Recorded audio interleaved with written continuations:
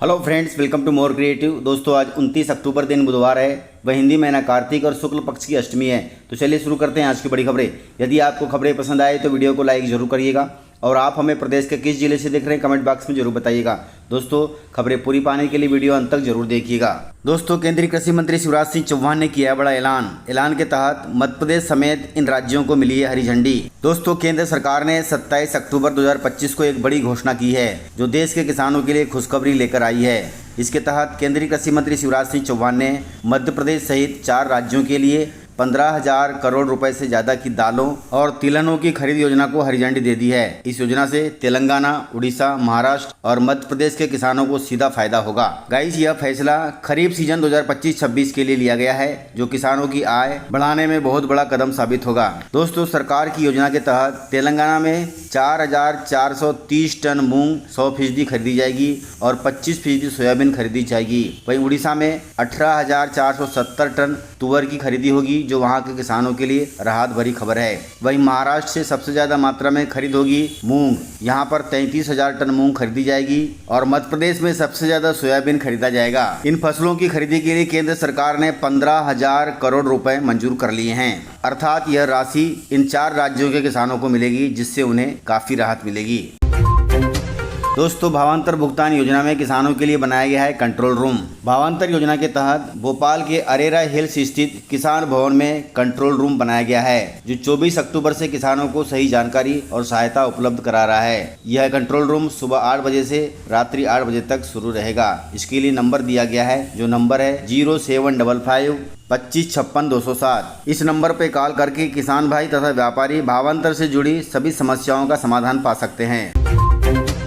कर्ज माफी के बाद भी मध्य प्रदेश में लाखों किसान डिफाल्टर हैं, उन्हें खाद नहीं मिल रहा है। दोस्तों, मध्य प्रदेश के करीब 3.25 लाख किसानों को सहकारी समितियों से खाद नहीं मिल पा रही है। यह किसान बाजार से महंगे दाम पर खाद खरीदने को मजबूर हो रहे हैं। कारण यह है कि इन किसानों पर अभी भी राज्य सरकार द्वारा लगभग 2,700 करोड़ रुपए का कर्ज बकाया है। सहकारी समितियां इन्हें डिफाल्टर मान रही हैं, इसलिए उन्हें किसी भी योजना का लाभ नहीं दे रही हैं। वही हैरानी की बात यह है कि ये किसान वे हैं जिनका पहले कर्ज माफ किया गया था और फिर ब्याज भी। इसके बावजूद भी ये डिफाल्टर हैं। दोस्तों, आपको बता दें कि मध्य प्रदेश में करीब 64 लाख किसानों ने वर्ष 2019 में लोन लिया था। वहीं कमलनाथ सरकार ने लगभग 27 लाख किसानों का कर्ज माफ किया था जिसमें कुल 11,646 करोड़ रुपए का कर्ज माफ हुआ था किसानों का।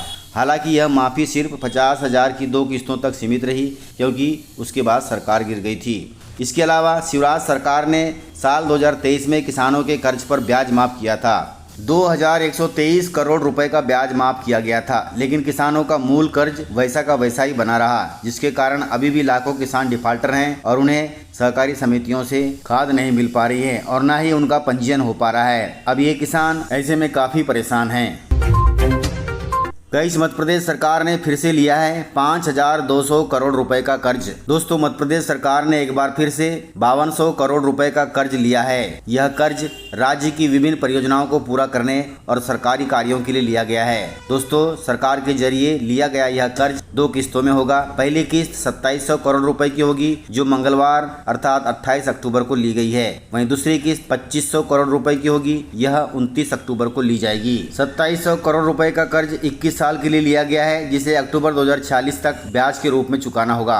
वहीं 2500 करोड़ रुपए का कर्ज 22 साल के लिए लिया गया है जिसका भुगतान अक्टूबर 2047 तक चुकाना होगा। इस कर्ज के बाद मध्य प्रदेश पर कुल 42,600 करोड़ रुपए का कर्ज हो गया है जिसका खामियाजा प्रदेश की जनता को भी भुगतना होगा।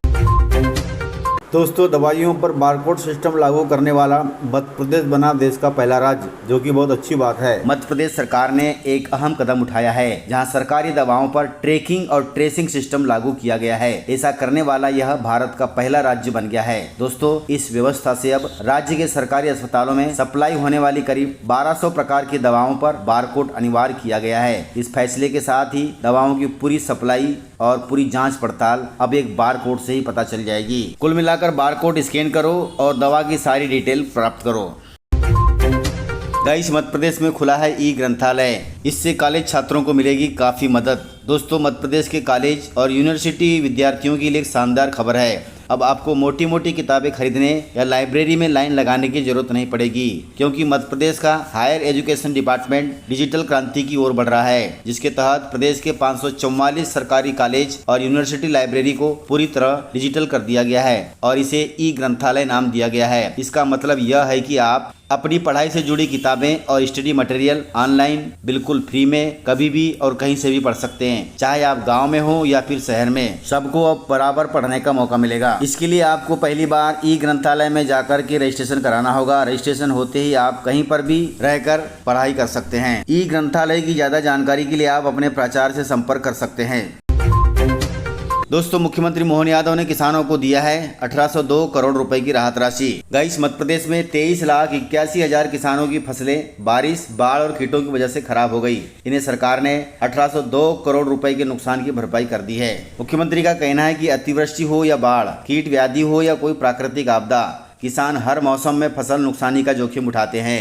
फसल यदि नुकसान हुई तो घर की साल भर की अर्थव्यवस्था बिगड़ जाती है, लेकिन हमारी सरकार किसानों को ऐसे हाल में कभी भी अकेला नहीं रहने देगी। हर समय हर संभव मदद करेगी ताकि किसान ज़्यादा दुखी न हो सके। दोस्तों, इस प्रकार से खबरें थी। यदि आपको खबरें पसंद आई हो तो वीडियो को लाइक, शेयर एंड सब्सक्राइब जरूर करें। तो मिलते हैं सर अगले वीडियो में, तब तक के लिए जय हिंद, जय भारत, जय मध्य प्रदेश।